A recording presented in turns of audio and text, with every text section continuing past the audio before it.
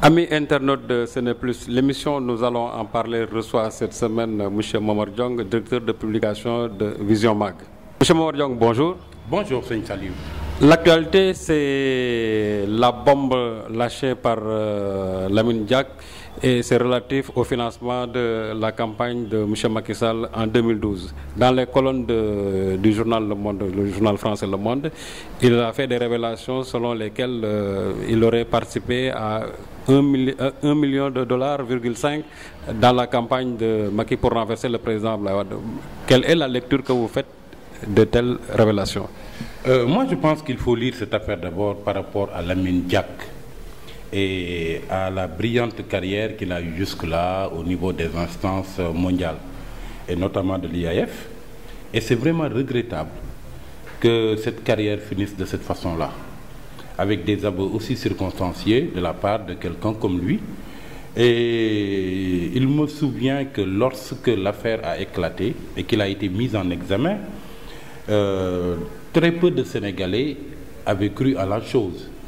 Et tout le monde a été prompt à prendre sa défense en disant qu'en fait, certains même ont eu à faire le parallèle avec l'affaire Sepp Blatter en disant que c'est parce que tout simplement, il y a un Européen dirigeant d'une instance mondiale comme la FIFA qui est tombé. Il fallait donc qu'on essaye un peu de jeter l'opprobre sur quelqu'un comme Lamine Diack pour un peu faire bonne mesure.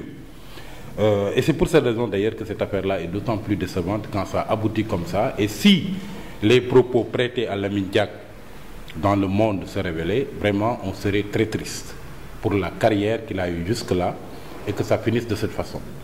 Cela dit, maintenant, est-ce qu'il faudrait prendre pour parole d'Évangile le fait qu'il ait eu à dire qu'il a financé aussi bien la campagne de Khalifa Sall lors de l'élection locale de 2009 et également la campagne de Macky Sall? Tout ce que je sais, et pour avoir analysé les rapports entre le président Lamine Diack et le président Abdoulaye Wade, c'est qu'il y a toujours eu une animosité féroce entre les deux hommes. C'est quelqu'un qui a été particulièrement opposé à ce qu'on avait considéré à l'époque comme un projet de dévolution dynastique de la part de Wade. Souvenez-vous de la fameuse phrase qu'il avait eu à prononcer à l'époque à plusieurs reprises en disant que le Sénégal n'était pas le Togo, en référence au scénario qui avait lieu en Togo et qui avait permis à Faure et à Déma de succéder à son père. Ensuite, de fil en aiguille, cette animosité-là s'est développée. Il avait même considéré à l'époque que c'était un combat des générations jeunes et que si jamais eux, ils ne prendraient pas le combat, lui et des hommes de sa génération allaient s'opposer systématiquement à ça. Est-ce que cette opposition l'a amené jusqu'à ce qu'il puisse prendre de l'argent pour financer les campagnes de Khalifa Sall d'abord pour faire barrage à Karim Wade qui visait la mairie de la capitale? Est-ce que cela l'a poussé également, après l'installation de Khalifa Sall, à vouloir en finir avec le régime de Wade jusqu'à financer Macky Sall, qu'il a pu peut-être considérer comme le seul peut-être des différents candidats à pouvoir être à même de battre Abdoulaye Wade? Je crois que c'est là où se situe le problème. Mais je crois que quand même, cette animosité-là, elle a été toujours là, elle a été évidente. Mais est-ce que ça l'a poussé jusque-là? Moi, j'attends de voir comment cette affaire-là va se terminer. Ce n'est qu'une révélation qui a été faite par un journal, Futur Le Monde. Voyons maintenant jusqu'où l'enquête va mener. Est-ce que ces propos prêtés à Lamine Diack seront corroborés quand vraiment on aura le fruit avec l'enquête?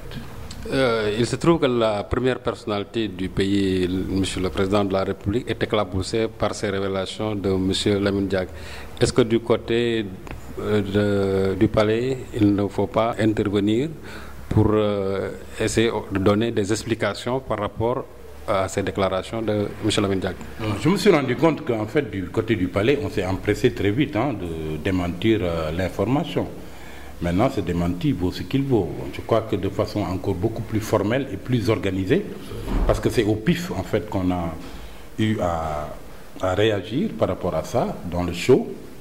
Mais je crois qu'on aura peut-être un démenti beaucoup plus circonstancié de la part du palais parce que c'est une affaire quand même extrêmement grave et je ne vois pas la présidence de la République devoir laisser une affaire comme celle-là pourrir un peu le climat au plan politique, parce que c'est extrêmement grave.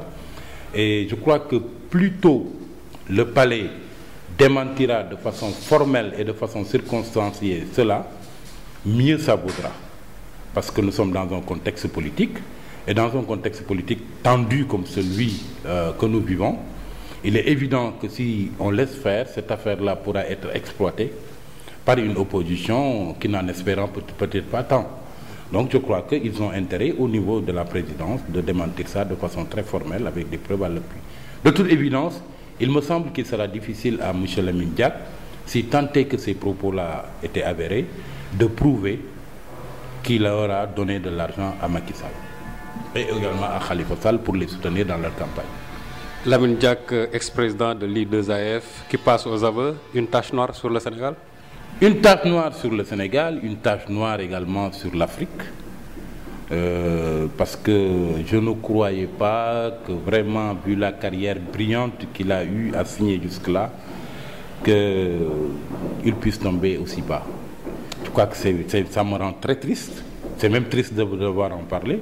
Il y a d'ailleurs des observateurs qui étaient déjà suffisamment tristes du seul fait qu'on ait pu le mettre en examen. Parce que ça venait un peu noircir et entacher quelque peu sa brillante carrière. Maintenant, s'il passe aux aveux, et si la fin de l'enquête vient confirmer ses propos, alors là, ce serait vraiment très, très, très triste.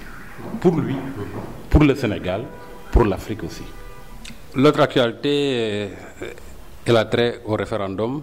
Vous savez que ces temps-ci, on a encore agité l'idée de l'organisation du référendum depuis que le ministre de l'Intérieur, M. Abdoulaye Daouda Diallo, est sorti pour dire que dans son agenda électoral, il n'y est pas inscrit l'organisation d'un référendum. Par la suite, le président a apporté quelques précisions par rapport à cela. Et c'est encore monsieur le conseiller juridique du président Ismaïla Madior Fall qui est sorti dans le journal populaire pour préciser que le référendum aura bel et bien lieu dans le deuxième trimestre de 2016. Mais il se trouve que nous réussit à agiter un peu en disant que le président de la République peut passer par la voie référendaire, ce que son collègue de l'université Ababacar Gaye a réfuté en disant qu'on ne peut passer que par la voie référendaire. Quelle est l'appréciation que vous faites de ce méli-mélo entre constitutionnalistes et surtout universitaires? Moi, je pense que cette situation-là que l'on vit est imputable au président de la République en premier. C'est lui qui avait pris l'engagement de réduire son mandat de 7 à 5 ans. Je crois que cette question aurait dû être tranchée durant la première année de son magistère. Je crois qu'on a trop traîné avec cette affaire. Et ce n'est pas étonnant d'ailleurs que l'atmosphère ait été polluée et que tout le débat se soit cristallisé autour de cette question. Je crois que la question aurait dû être tranchée très tôt. Mais quand le président est venu, il ne s'est pas attaqué à réaliser cette promesse. Il a plutôt mis en place la CNRI, la Commission nationale de réforme des institutions, en prétextant qu'il avait signé la charte de gouvernance démocratique issue des assises nationales avec des réserves et que son parti n'y avait pas pris part, ce qui était vrai.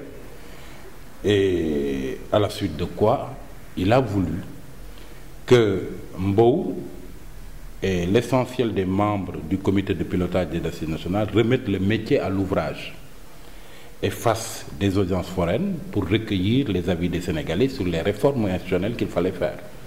Ce travail-là a pris du temps et a coûté également de l'argent, 700 millions. Je crois que tout cela nous a fait perdre énormément de temps. Et c'est actuellement ça qui est en train de se produire avec cette querelle doctrinale autour de la forme qu'il fallait choisir. J'ai entendu récemment le président dire qu'il ne s'attendait pas à ce qu'on lui mette la pression, mais personne ne lui a mis la pression. Moi, je note 3 moments dans cette affaire. C'est quand, dans l'entre-deux tours de la présidentielle 2012, il prenait formellement l'engagement de réduire son mandat. Il n'avait pas reçu de pression. À la suite de ça, le débat s'est installé. Il y a eu un tollé et il a voulu mettre fin à la récréation en optant pour le référendum. Je crois que jusque-là aussi, personne ne lui a mis la pression. La troisième étape, c'est quand il a eu à annoncer très clairement que ce référendum-là aurait lieu en mai 2016. Là non plus, il me semble que personne ne lui a mis la pression. Donc, jamais le président de la République n'a reçu de pression sur cette question. Maintenant, il est clair qu'on doit résolument aller vers le référendum. Parce que, un, c'est l'option qu'il aura choisie. Deux, il a été élu au suffrage universel direct pour un mandat de 7 ans. Et si jamais ce mandat-là devait être réduit, je crois qu'on devrait passer par les mêmes formes, le suffrage universel. Et c'est le référendum qui garantit le suffrage universel. C'était le mot de la fin. Nous recevions M. Momar Diong, directeur de publication de Vision Mag. Nous vous donnons rendez-vous la semaine prochaine.